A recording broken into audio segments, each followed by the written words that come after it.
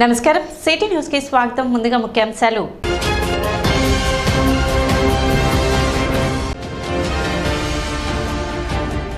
వరద బాధితులకు నిత్యావసర వస్తువులు అందించిన మాజీ మంత్రి ఆలపాటి రాజేంద్ర ప్రసాద్.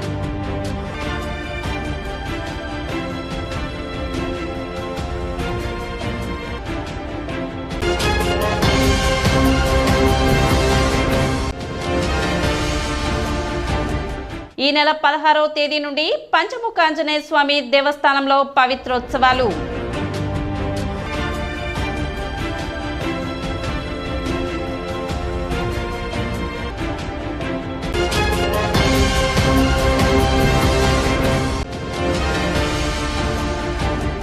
$5 లక్షల స్కాలర్షిప్లను విద్యార్థినులకు అందించిన వాసవి వైశ్య విద్యానిధి కమిటీ సభ్యులను అభినందించిన మాజీ మంత్రి ఆలపాటి రాజేంద్ర ప్రసాద్.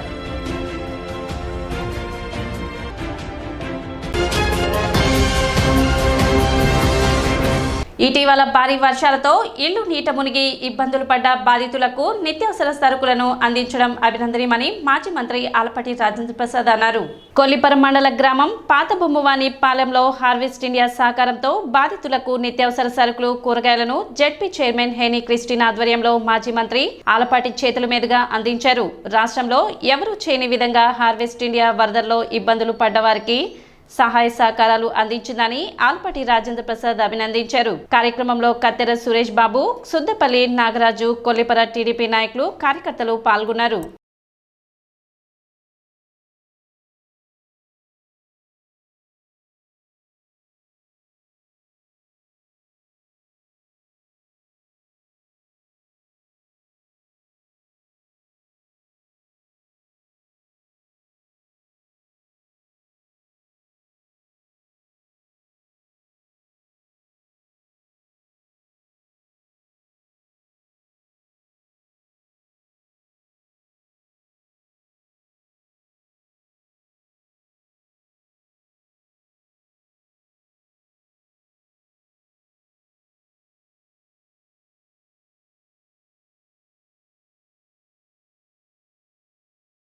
గతంలో ఖలీవిని జరిగినటువంటి వరద ముంపుకి గురవటం,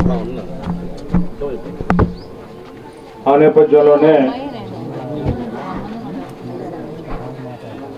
చాలా పెద్ద ఎత్తున ఈ ప్రాంతంలో నష్టం జరిగింది. మరి ముఖ్యంగా కొల్లిపర జెడ్పీటీసీ సభ్యురాలుగా గెలిచిన తర్వాత కృష్ణ గారు జెడ్పీ చైర్మన్ అవటం, మరి ఇదే ప్రాంతంలో ముంపుకు గురైన పక్కనున్న బాపట్ల జిల్లాలో వేమూరు నియోజకవర్గంలో ఉన్న లంకలకి దాదాపు 10,000 మందికి ఈ సహాయ సహకార కార్యక్రమాల్ని హార్వెస్ట్ ఇండియా తరఫున దంపతులు ఇద్దరు కూడా, సురేష్ గారు అదేవిధంగా జెడ్పీ చైర్మన్ గారు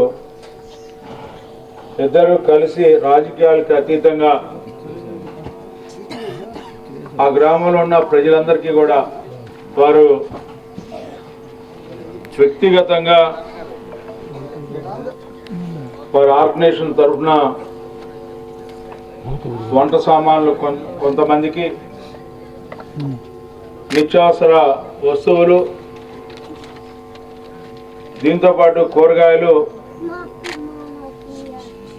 ఇన్ని వేల మందికి పంచడం ప్రభుత్వంగా కాకుండా వ్యక్తిగతంగా సహాయం చేయడం అనేది చాలా విశేషం. గండ్ల పడ్డ కట్టల్ని గండ్లు పూడ్చుకుంటూ ముంపుకు గురైన ప్రాంతంలో నీటిని తొలగిస్తూ ఎలాంటి సహాయ సహకారాలు అందకుండా నీళ్ళలో ఉన్నటువంటి ప్రజలకి నేనున్నాను చెప్పడమే కాకుండా అందరినీ కూడా వారి దగ్గరికి చేర్చి మీ ఆలంలో పాలనలో మేము ఉన్నాము, మా బాధ్యత అని చెప్పి వారికి మరలా కరెంట్ ఇప్పించడం కానీ, భోజన సదుపాయం కలగజేయటం కానీ, పాలు కానీ, పళ్ళు కానీ, నిత్యావసర వస్తువులు ప్రతిరోజు ఉదయం, మధ్యాహ్నం, సాయంత్రం 3 పూటల సహాయం చేసినటువంటి ప్రభుత్వ అధినేత నారా చంద్రబాబు నాయుడు గారు. మంచి జరుగుతూ ఉన్నా కూడా ఏదో ఒకటి మసిపూసి మారేడికాయ చేయాలి, గుడ్డగాల్చి ఎదురాడి మీద వేస్తే ఏదో రకమైన మసి అంటకపోద్దా అని చెప్పి చేసిన ప్రయత్నం జగన్మోహన్ రెడ్డి గారి వరుస మనం చూస్తే అర్థమవుతూ ఉంటుంది. ఎవరైతే నష్టం చేశారో, ఎవరైతే కష్టానికి గురి చేశారో, సమాజాన్ని నాశనం చేయడానికి ప్రయత్నించారో వాళ్ళని జైల్లో పెడితే వాళ్ళని పరామర్శించడానికి వెళ్ళి మళ్ళీ సునామీ సృష్టిస్తానని చెబుతా ఉన్నాడు. ఎవరిని మాయ చేయడానికో నాకైతే అర్థం కావట్లా. నువ్వు ఏ రకంగా చూసావంటే నీ కాలి కింద చెప్పు కింద ఎప్పుడు ఉంచడానికి ప్రయత్నించావు పేదవాడిని. నువ్వు చెప్పు లేకపోతే లేదంటే దౌర్జన్యం చేయడం నేర్పించావు. ఈ 2 తప్పితే నువ్వు ఏదైనా సరే సమాజంలో ప్రక్షాళన చేసి, సంస్కరణ చేసి, సమాజంలో అట్టడుగునున్న పేదవాళ్ళని, అనాదిగా అనగదొక్కబడుతున్నటువంటి పేదవారికి నువ్వు చేసిన న్యాయం ఏంటో ఒకసారి చెప్పని చెప్పి నేను అడుగుతా ఉన్నా. ఇదే గ్రామంలో నేను 2019లో పట్టాలు ఇప్పించా. ఇవాళ ఆ పట్టాలు ఏ రకంగా ఉన్నాయని చెప్పి నేను అడుగుతా ఉన్నా. ఎందుకు పనికిరాని విధంగా మీరు పట్టాలు ఇప్పించి మళ్ళీ గెలిస్తే మారుస్తామని చెప్పారంటే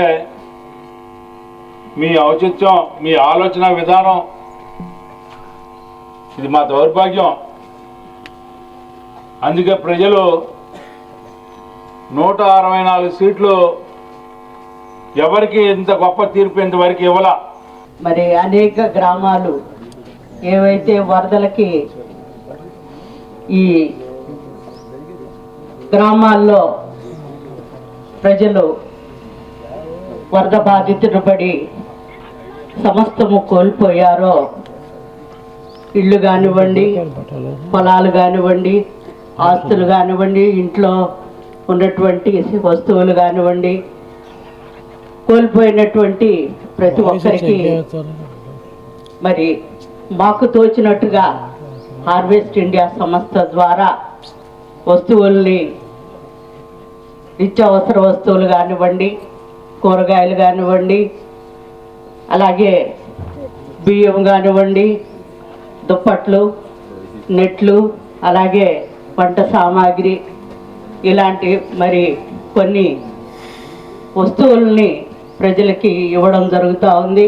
విజయవాడ ప్రాంతాల్లో వరదకి కొట్టుకుపోయిన నిరాశ్రయులైనటువంటి ప్రతి ఒక్కరికి ఇల్లు లేక, కనీసం తినటానికి ఆహారం లేక, తాగటానికి నీరు లేక, నిలువు నీడ లేక ఉన్నటువంటి వారికి వారు స్వయముగా మరి నీళ్ళల్లో నడిచి, బురదలో తిరిగి ప్రతి వారిని పలకరించుకుంటూ వారికి ఎన్నో సహాయ సహకారాలు అందిస్తున్నటువంటి మన గౌరవ ముఖ్యమంత్రి వర్యులకి మన హృదయపూర్వకమైనటువంటి ధన్యవాదాలు తెలియపరచుకోవాలి. మనం ఈ 10,000 ఈరోజు ఇవ్వడం జరుగుతూ ఉంది. మునుపెన్నడూ జరిగినటువంటి, ఎవరు ఇవ్వనటువంటి విధంగా మరి ముఖ్యమంత్రి వర్యులు ఇవ్వడం జరుగుతూ ఉంది. మరి అలాగే ఎవరైతే నష్టపోయారో ప్రతి ఒక్కరికి కూడా వారు మీకు అందరికీ కూడా సహాయ సహకారాలు అందిస్తారని నేను నమ్ముచున్నాను. ఇస్తారు తప్ప.